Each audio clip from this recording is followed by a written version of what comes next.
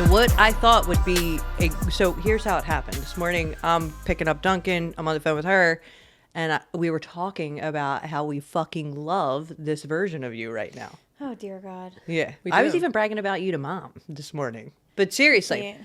So you have 2026 Heather. 2026 Heather has showed up in more ways than one. Mm-hmm. And what I presented to Alicia, I said, maybe we should just throw her on the spot and just talk to her about where she is, how she got here, how she was feeling in 2025 or maybe 2024, and just go from there. Because I feel like this has been a very quick evolution.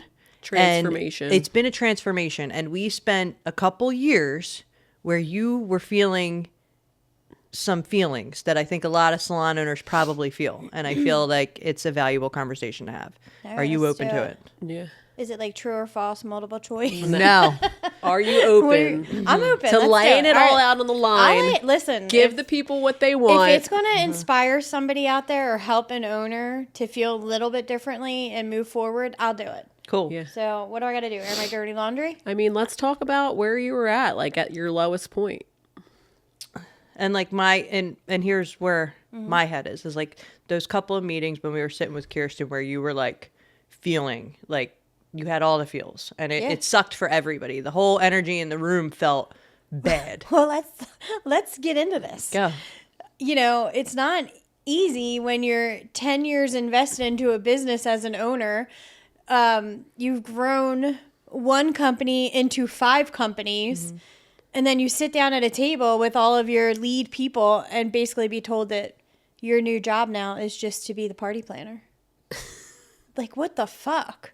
If that wasn't eye-opening for me, like, I just was like... I have to disagree, though. I feel like... something better for me to handle right now. I feel like the front desk was a part of that, and you weren't in the mind. No, the front desk was after that. No, and I agree with you. And I this is what I think. Your feelings were very valid. And looking on it now, like, backwards, like, I totally get how you felt frustrated in that moment. And I think to preface this with the audience, I think we should do a little bit of diving here. And here's where we're at. So Heather and I opened the Newtown Square location in 2014. Wayne was opened in 2019. The suites were opened in 2021. Malvern opened 2023. And Sesh opened 2025. And in this growth that we've had in 11 years, we have implemented a ton of leaders. We have a ton of support at this point. We have a lot of people that are involved. And what's great for us is that a lot of these things have been taken off of our plate. Mm-hmm. But what's not great is that you lose the feeling of significance. And I feel like that's something that you've lost. I've felt it at times. I think all of us have. And I think if you're a leader with a leadership team or people who help you, like you can probably feel that type of guilt or lack of significance at times. Mm-hmm. And I think that the reason why I think it's valuable for you to share is because you've gone through this big transition in just, let's say 6 months. Because 6 months ago, we probably had that conversation where you were very frustrated about where you were in your leadership role with the company. And then 6 months later, we're in a completely different feel. And I just think there's a lot of value. I feel like, you know, I was in a bad place. I was frustrated. I was aggravated. I lost pretty much when I first started with the company. 80% of what I was doing on the daily was eventually, you know, what's the word? Like sourced dispersed out. It. Yeah. We gave it out to other people to do. Like it was stuff that I didn't need to waste my time doing. There was bigger things for me to focus on. And at the time you were behind the chair, Alicia was behind the chair. So that bigger focus for me was there. And then once you guys stepped back from behind the chair and then you became a part of that bigger focus, then like, I just, you know, and it's my personality too. Like I can't blame anybody. I feel like I tend to step back. Like when I know there's someone that's doing a great job at something and I'm like, all right, let them go. Like they're doing great. I'm not going to meddle in here and mix it up a little bit. So I blame myself as an owner because like I did withdraw a little bit and then I had like some health issues and the kids, like the 3 babies in 4 years, like that kind of threw me through a loop. So I just feel like personally I was kind of not in a great space. And then in work, I just didn't feel valued and in a great space. Like I almost felt like I could probably leave tomorrow and the company wouldn't feel it. And that's like, that sucks. Like, it just, as an owner, it just fucking sucks. I mean, that's my goal. Well, there's a difference between like just retiring and like, you know. I understand. But at that, I think the biggest eye-opening moment for me was when we sat at that table and we had the most amazing leadership team there. And I give credit to every single person on our team. And I should feel lucky that everybody's handling pretty much everything that I was doing at one time. But I just didn't feel like I wasn't bringing the value to the team that I once did. And in that moment when we started like delegating jobs and stuff, and like, I get it. Like, our mentor at that time was, you know, she was just looking out for me. Like, well, I'm not going to give you something that someone else can do for you, you know? But when it came down to it, there wasn't much for me to do at all. And it was like trying to create a job for me at this point, or a role in the company. And I felt so slighted when it was like, well, you know what? You're really, really good at planning events, and you're really good at planning our tailgates and our parties. And you know what? You're going to be the event planner for the company. And like, in that moment, I just like sunk. I just was like, fuck my life. Like, yeah, I'm good at that, but like, what value is that really bringing as an owner, as a leader, as a partner? Mm-hmm. Like, I mean, did you guys feel value if I was just your party planner? Mm-mm. No, mm-mm. Exactly. Like, you would look at me like, we need to cut her out at this point. Like, we don't need a party planner. And that's not what I want. When I come to work, I want to feel like I'm bringing value to my team and the girls and to my partners. Like, I want to feel that. So when that happened in that meeting, like, I left there and I was pretty upset. And I just was like, I'm done with this. Like, I just need to let it go and I'll figure it out. But no, I'm not going to be the party planner. Like, I actually that day said, no, I don't want that job. Give it to Brooke. Remember I said, I don't want it. She's good at it. Give it to her. Because I just knew there was something better for me and like that I could bring more value. So I want to say like after that, I kind of like just started doing like a deep search on like, where can I bring value? And like, okay, I'm not a hairstylist right now. So like, I'm not going to bring much value to the stylist side of it. Like the business side of it. Yeah, I know it. I can bring value there, but I'm not needed there because we have an amazing bookkeeper. We have amazing accountants. We have amazing people that can do this. And so I'm not needed there. Like, and I didn't want to waste my time, you know, being there. Growing the team, I feel like, yeah, I can bring value there. Like, I feel like when I look at the team, I can definitely help there.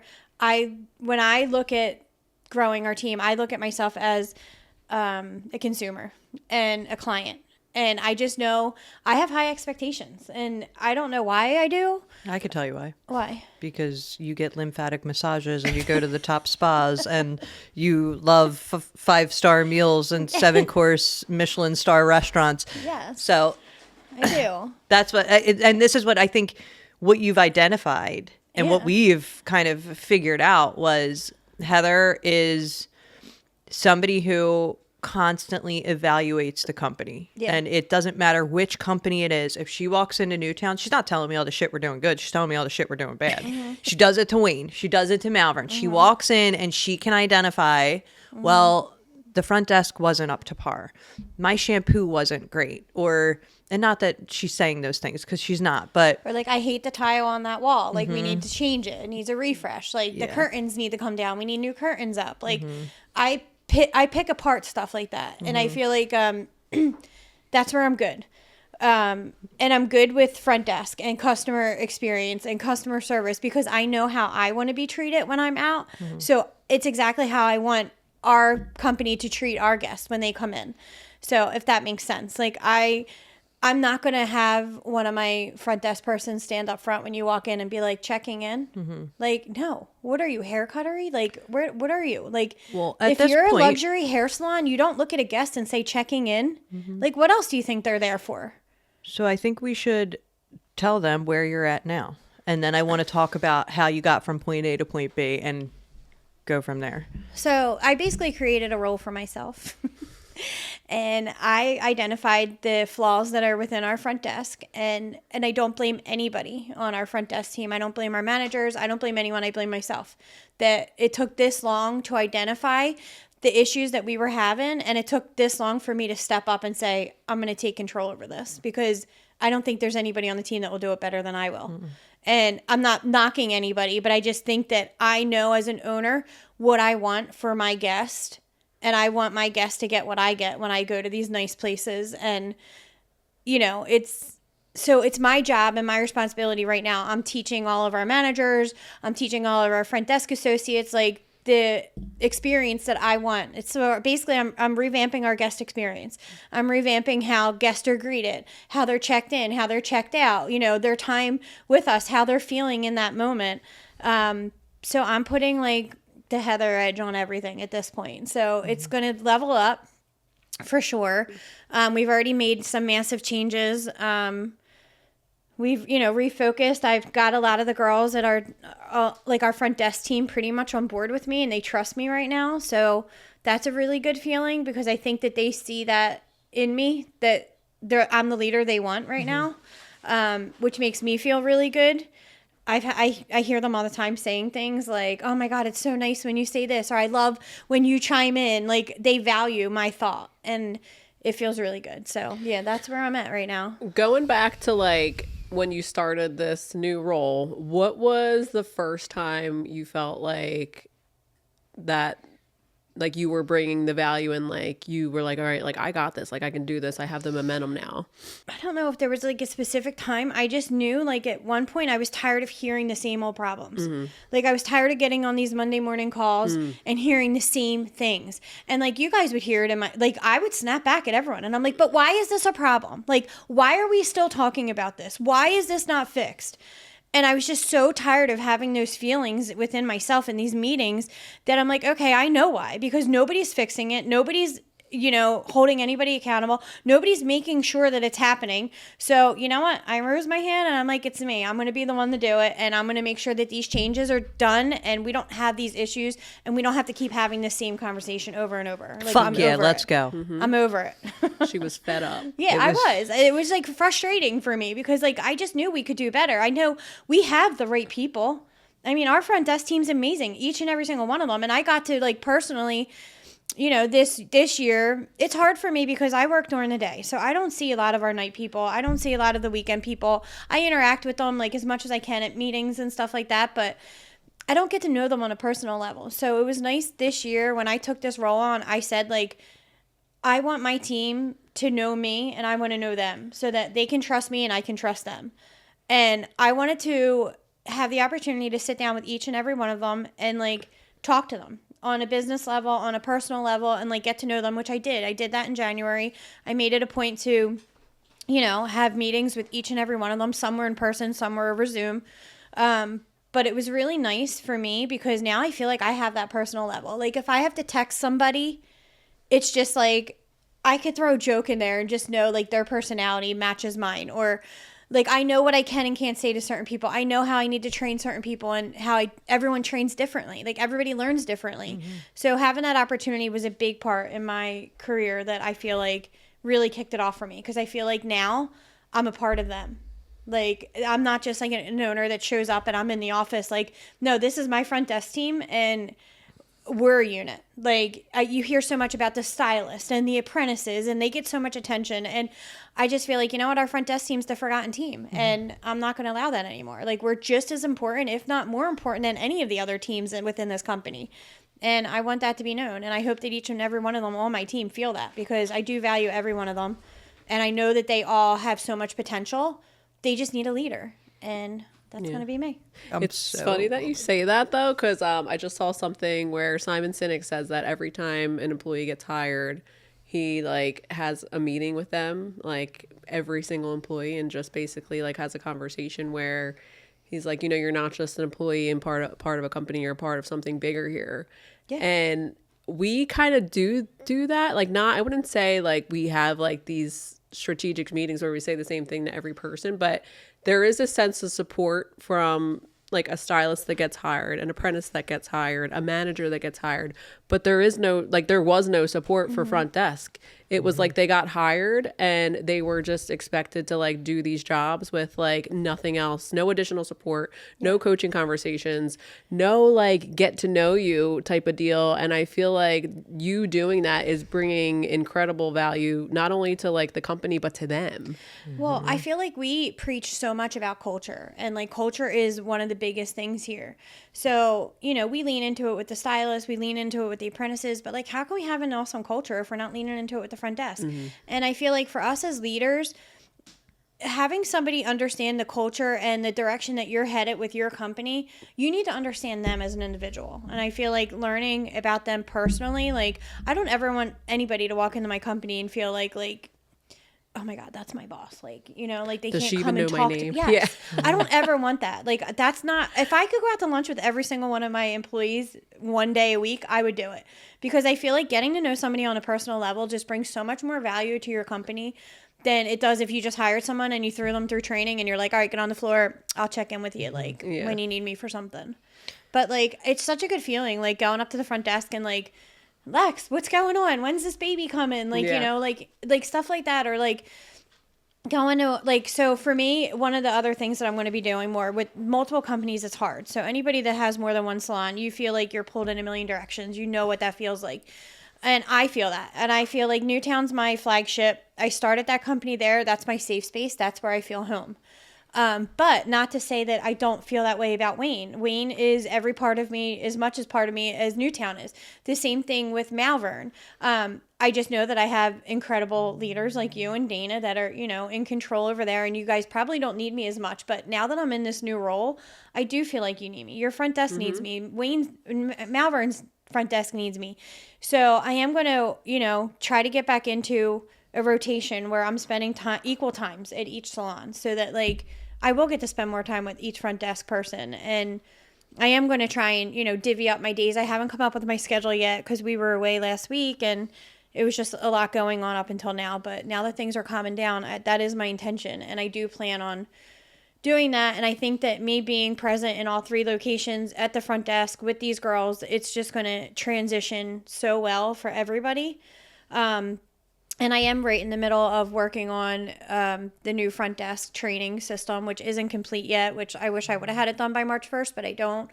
I'm still revamping some things, and we're working with our, you know, online school company that's going to be implementing it for everybody. So once I get all that figured out, I'm going to really, really feel really good about the front desk. Well, I feel like we are light years ahead of where we were 6 months ago with the front desk. And I feel like for us, it was a pain point. And not that it was, because I think we do have great managers that lead the desk. But what I will say is the added layer of support that you've provided for the managers and the front desks is like insane. And I feel like it was something that we probably should have did 4 years ago, maybe longer than that. But I think that now having an owner who is, you know, very focused on making sure that the front desk systems are in place, that we're giving acknowledgments, that we're giving shout outs, that alone, like that portion of what you've created so far has taken the front desk experience to the next level, like tenfold. I will be honest, I feel like everybody that you talk to that works at the front desk does seem super excited. Like they seem like they have a different frequency about them almost, you know, now knowing that I'm there too. And I think for the managers, it's important too that they can lean into me, because there's going to be situations where they don't know how to handle or they don't want to handle it. And you know what? It's your company. They shouldn't have to. If it's something that they're not comfortable doing, they should be able to come to you and say, hey, like, I don't want to call this client. Like, I don't know how to approach this with them, or I don't know how to talk to the stylist about a situation that happened at the front desk. Like, you know, and I think most of them do a great job. They will do it. But I think that just taking that pressure off them and knowing like, hey guys, if it ever gets to be too much, like come to me, I'll jump in. I'll gladly jump in and I can help handle a situation for you. Yep. So that's where I'm at with my life. And I feel like 2026 was a huge, thing for me. I feel like I've been in a rut for a long time, on a lot of different levels. And I just listen to what my mom always says to me. And it's like, you can't change people around you, and you can't even change situations. The only thing that you can change and have control over is changing yourself. And she's been telling me that since I was a little girl. And I just know that there's so much truth in that, because I feel like I've been stuck in quicksand. Like I feel like for the past, and I want to say like a year, 2 years, like I feel like I've been quicksand in a lot of situations. Like I feel like my health issues, like there's just never, I just feel like I get closed doors constantly. Like, and these, they're real issues that are existing for me, but it's like there's no good outlet.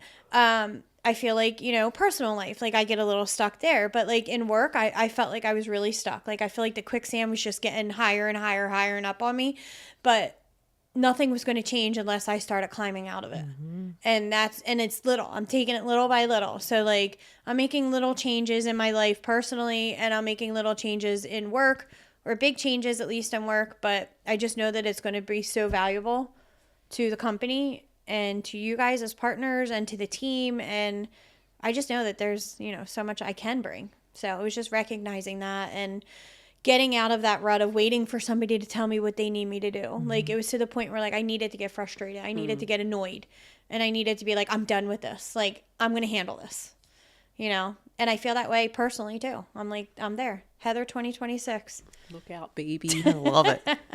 Yeah. All right. What else you got for me? Come on. These questions are good. Well, I mean, let's talk about the partner dynamic on this, because it was tough for all of us, like it was tough. I'm your sister. So it was hard for me on a different level than I think anybody, because it is personal for me as well. It's not just business. And knowing that you were feeling so frustrated and down on yourself about your position and the value you were bringing to the company was hard. And I think we all wanted it, and we wanted you to feel significant and bringing value. And we're finally at a point where like, I feel fucking great. Like, I'm like so excited to see you thriving, to see the value that you're bringing to the company, to feel how much support the front desk and the managers feel from you at this point. And it just, I don't know, it's been awesome. So I think that you are definitely, I feel like a lot of owners feel this way too. And to be honest, it's a wave. It's a roller coaster we're riding. Mm-hmm. And how we feel right now is not how we're going to feel in 6 months. Right. And some other thing will happen. But I think that this is where, you have momentum right now. And I think that. And we're seeing it in your personal life as well. Coming to the gym with us and shit. It's good. Lymphatic massages. One thing I want to bring up though, I think it's important that we take accountability, because I think when you're in partnerships for business, it's easy to like blame the partner who isn't holding up their end of the bargain. Mm-hmm. And I look back and I think like there was a lot of situations where we kind of took the control away from you. Mm-hmm. You know what I mean? I think, we are very like, let's execute this, let's get it done. Like, we're so annoying. Let's not involve anybody else, because then we'd have to actually like stop and show them how we do things. And I think that didn't help your situation. I feel like we kind of took that away from you in a sense. And like it did. And it's actually kind of funny when we talk about our dynamic, because I feel like you and Alicia and Monica are one and the same. You guys are the same exact people in your personal life. Let's be honest, she's the better version. No, I'm not.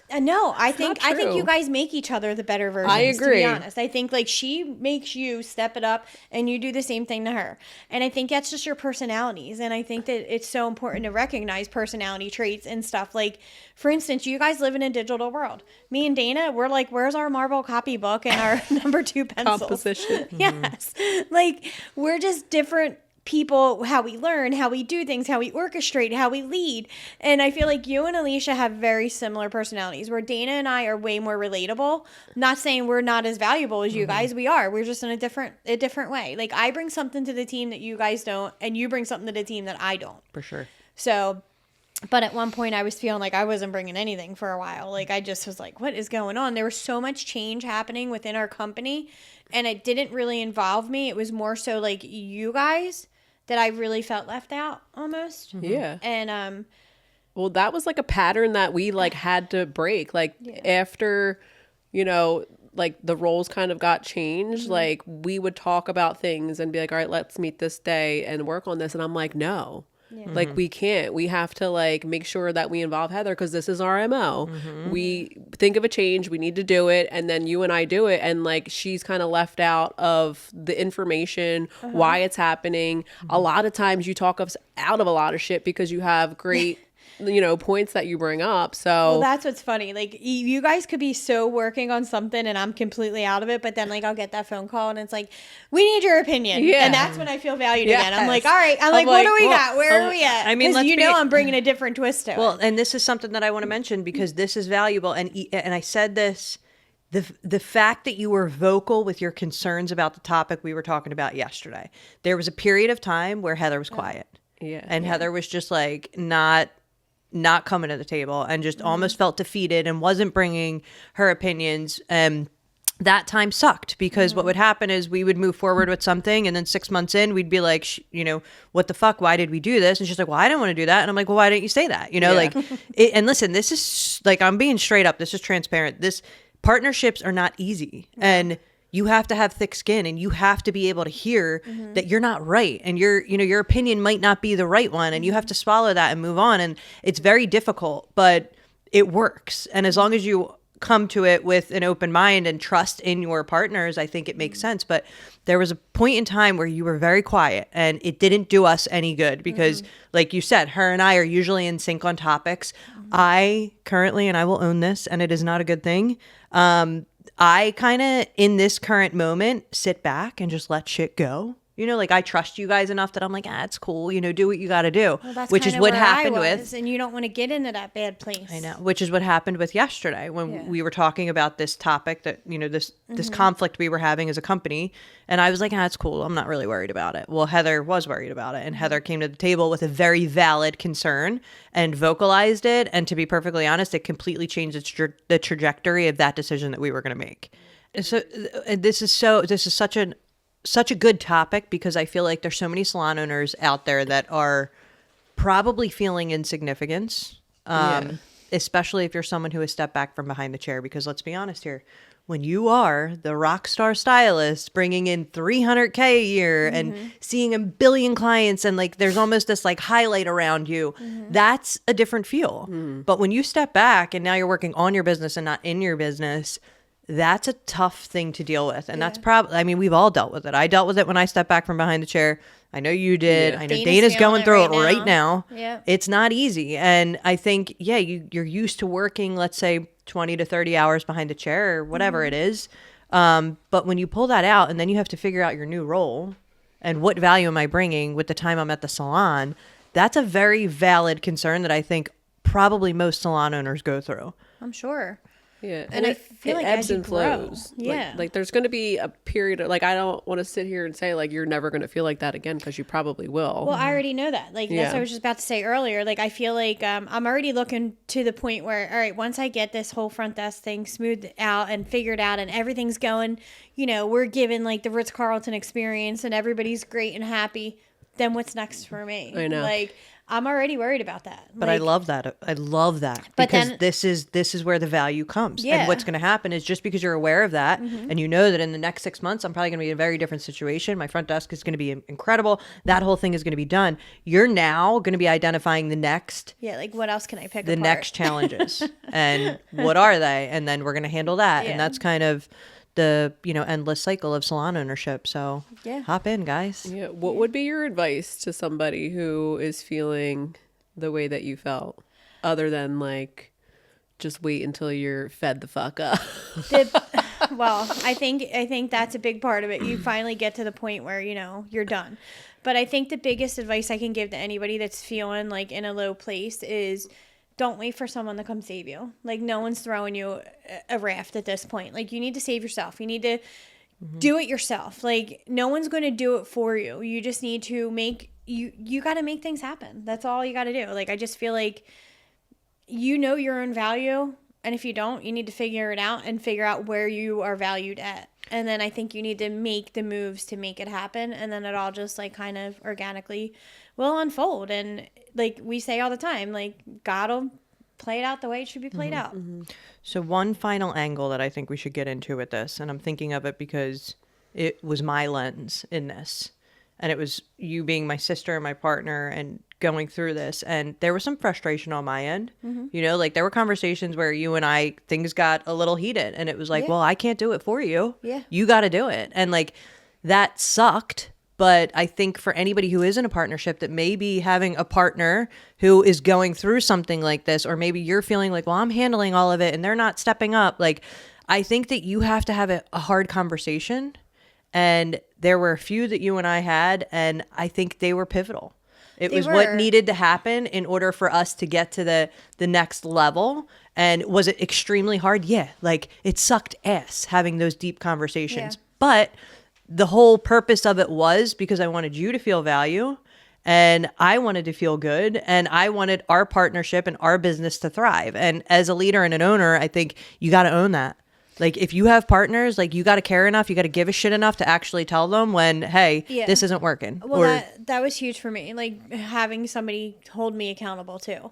Like, they were hard conversations. They were, you know, it's not easy when someone's telling you, like, dude, you're fucking not doing what you need to do here. You need to be stepping up. Like, and especially being like in a low point, like, it was easy for me to have a million excuses of like why I feel this way in work right now. Like, I have so much going on in my life, you know, but like, the fact that you wouldn't accept any of my bullshit excuses was great. And it was like, you know, at that point, like, you and Alicia, we love our companies. Like, these companies are everything to us. And it's like, for you to call me out, I was like, wow, like, she needs me, because like, she loves this company so much that she's willing to tear me down right now to make me see what the bigger picture is here, because I wasn't seeing it. And ultimately, in the end, it's to give our all to the company. And, you know, and we say it all the time. When you're a business owner, you're giving your all every day, whether you like it or not. And if you're not doing it, then I hope to God that you have partners like mine that will call you out, because sometimes that's what you need. Well, just one interesting perspective on this, because you saw the conversation that we had. It sounds like you saw that as you not being accountable. And to me, it was the biggest surprise, because you were. What do you mean? After that conversation, you didn't tell me, you didn't lean into all the excuses of why not. You owned it. Yeah. You literally turned around to me and you're like, I fucking know. Like, I'm aware. I'm working on it. And I was like, cool. That's all I need to fucking know. Like, she's good. Like, peace out. I'll see you at the pickup line. What can I do to support? You know, like, yeah. Well, it's also like, there's another dynamic here. Like, I think it's hard because like, you might say things to her like that I would never say to her. You know what I mean? Yeah, that's why I called you yesterday when I was upset. So like, after those conversations, like, I feel like we're super lucky that I'm like, okay, like, you're done here. Like, let me take it from here. Yeah. Yeah. Like, you entertain my bullshit way more than she does. Yesterday, when I left that massage after I got my ass kicked and needed to like call somebody to tell them about it and how traumatized I was in that moment. Are you crying? But yeah, you pre-booked. I needed to call Alicia. I'm like, who do I call now? Mundane Alicia. And I'm like, Alicia's my girl. Are you I was crying a little hurt your lymphatic massage? Yeah, like, I'm still really sore, dude. Like, I don't know. I mean, I know this stuff works, but I mean, you're draining. Oh God, you're draining the. This was a solid episode. Well, I just love coming into a podcast episode when my partners blindside me with a topic that's actually all about me, and I had no idea, had no prep, nothing. So I hope that you guys liked my realness and my rawness in this episode, and you can get some value from it. And if you have any questions about how to get from where I was to where I am today, feel free to comment, and I'd be happy to, you know, get back to you on that. And don't forget to like and subscribe. We are at the gohampod.com.